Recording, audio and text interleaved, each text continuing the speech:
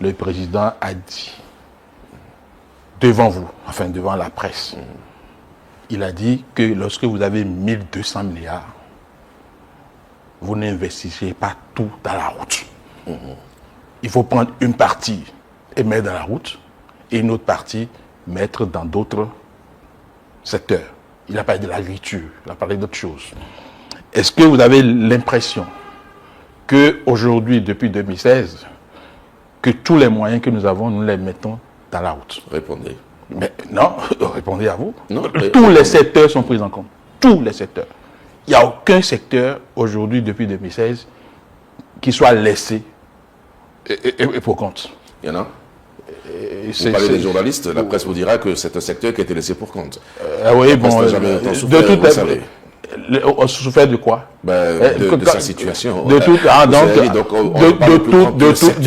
toutes les façons, quand on parlait tout à l'heure, vous avez parlé de l'éducation, vous avez parlé de la santé, si vous laissez, vous avez parlé de l'agriculture, vous avez parlé du numérique, vous avez parlé de ceci, de cela. Est-ce que vous avez l'impression qu'on est laissé de côté des secteurs, n'est-ce pas, pour s'occuper rien que de la route? Et votre question me permet de revenir sur, j'aime pas trop le mot intoxication, mais je ne trouve pas un autre mot pour l'instant. Ça ne nous dérange pas. Le régime passé n'a pas laissé 1200 milliards que l'actuel régime a réorienté sur d'autres projets. C'est faux et archi faux. Qu'est-ce que le président a dit concrètement le jour-là, M. Ali, puisque vous êtes en train d'arrondir les angles? Ce qui s'est passé, d'arrondir les angles, c'est vous qui le dites.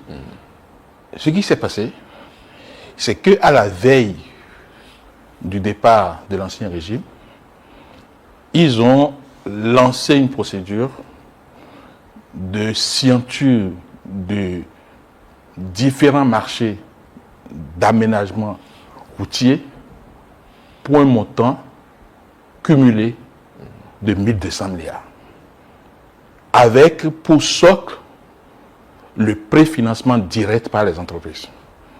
Ça veut dire que le régime a identifié un certain nombre d'entreprises et leur a dit, moi j'ai l'ambition de faire telle route, je n'ai pas les ressources propres pour les faire, mais je vous demande d'aller mobiliser ces ressources-là pour pouvoir exécuter ces travaux-là. Je voudrais rappeler que dans le principe des appels d'offres, des marchés publics, un maître d'ouvrage qui lance un appel d'offres n'est pas obligé d'y donner suite. Et c'est écrit noir sur blanc dans les dossiers de consultation. L'ancien régime n'a pas pu conduire jusqu'à terme ces procédures-là. Les entreprises ont été identifiées, elles ont pris l'engagement de mobiliser ces travaux-là. Mais le ministre Komi Kouché, mon frère Komi Kouché, qui était ministre des Finances à l'époque, n'a pas voulu approuver, authentifier ces marchés-là. D'accord. Donc ça veut dire que le processus d'attribution des marchés, des 1200 milliards qui n'existent pas, que les entreprises devraient amener elles-mêmes, ne sont pas allées. Cette procédure n'est pas allée à terme. Ok, donc là, parce on n'a pas été mobilisé, en fait. Les marchés n'existent même pas. Parce que le ministre des Finances, qui est le dernier authentificateur de ces marchés, n'a pas voulu le faire. Parce que nous sommes dans l'administration. Il n'a pas voulu le faire. Il a tout fait pour échapper à cela. Selon vous, pourquoi? Eh bien, peut-être qu'il a vu que les conditions ne sont pas bonnes, les taux étaient élevés, les garanties souveraines qu'on demandait à l'État étaient trop, etc., etc. Donc, il ne voulait pas. Parce que s'il voulait, il aurait pu authentifier ces marchés, les notifier aux entreprises, et le nouveau régime n'aurait pas pu les suspendre. Donc ça veut dire que le président s'est prononcé sur quelque chose qui n'existait pas. Il ne s'est pas prononcé sur quelque chose qui n'existait pas. Quelque chose existe. Ils viennent, ils prennent le pouvoir. Et le premier dossier qu'ils doivent approuver au niveau du ministère de l'économie et des finances, c'est d'authentifier des marchés de 1200 milliards. Ce n'est pas 120 000, ce n'est pas 1 200 000, ce n'est pas 12 millions.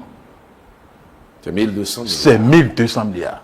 Lorsqu'on demande à un gouvernement responsable qui vient d'arriver d'authentifier et de valider un dossier de cette valeur-là, on doit rentrer dedans.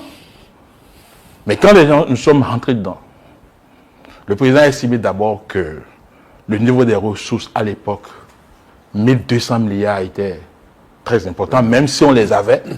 Ce n'était pas une bonne idée de laisser les différents secteurs tels qu'ils étaient pour investir dans les routes. Et d'engloutir tout. Il n'a pas dit de ne pas investir dans les routes. D'engloutir tout, oui, investir tout. D'engloutir tout dans les routes. Oui. Mais au-delà de cela, lorsque vous rentrez dans ces dossiers, vous voyez les taux énormes. Avec la durabilité des routes que nous connaissions à l'époque. Donc voilà ce qui s'est passé.